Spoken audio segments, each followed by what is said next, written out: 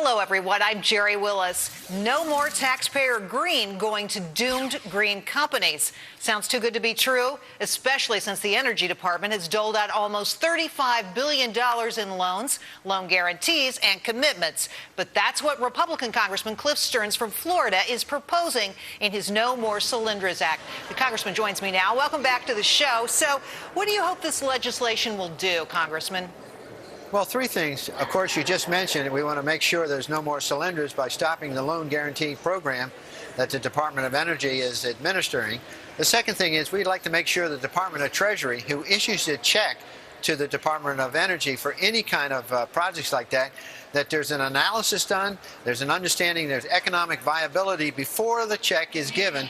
In this case, Solyndra was shown 2 years before they went bankrupt that they would not make it. So if the Department of Energy had made this proposal to the Department of Treasury, the Treasury would not have issued the check. And the third thing is, and most important, we want to make sure that taxpayers' money are no longer subordinated to outside funds, particularly people that are tied to the White House. Right. Well, tied to the White House and anybody else, for goodness sakes. If there's any money due and owing to the American taxpayer, it should go to us first. That's absolute. But the likelihood of this bill actually passing, a lot of good ideas come out of Congress. They don't go anywhere when they go to the Senate. Is there any way that you can stop some of this money that may well flow to some companies that are already in the pipeline?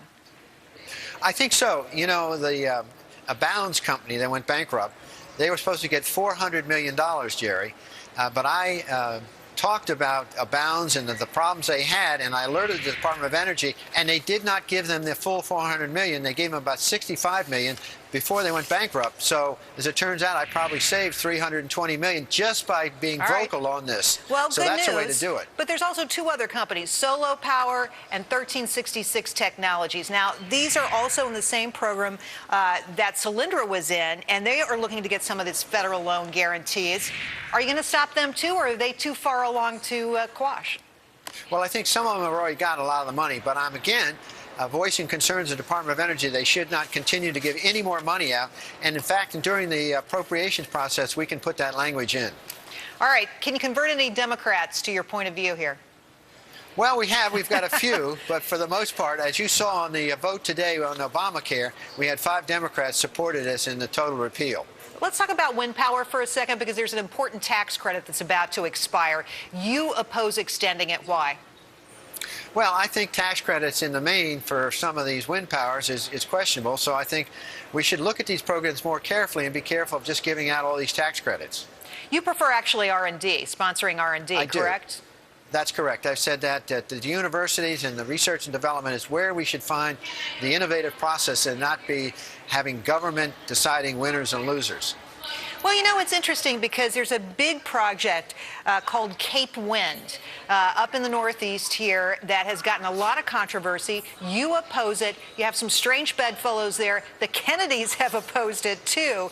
How does it happen that some of the biggest members of the biggest liberal family in the country and you are on the same side here? Well, you know the expression, not in your backyard. I think Senator Kennedy, of course, is deceased. From the beginning in 2001, he was against Cape Wind. This project is 130 wind turbines, which are almost the same height as the Washington Monument, just under 500 feet, and it covers a 24 square foot mile area. So this whole thing is a prodigious project, very costly, and it's questionable whether we're going to save money.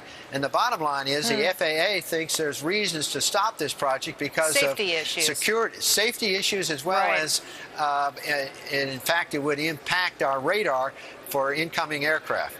Well, you know, I have big questions about wind because I don't think it's been proven that it's really the most efficient way to generate energy out there. But again, what's interesting is this issue even splits Republicans. A lot of Republicans from states that could actually use a lot of federal money for these wind farms oppose you. Is this anything that you're going to come to consensus on anytime soon?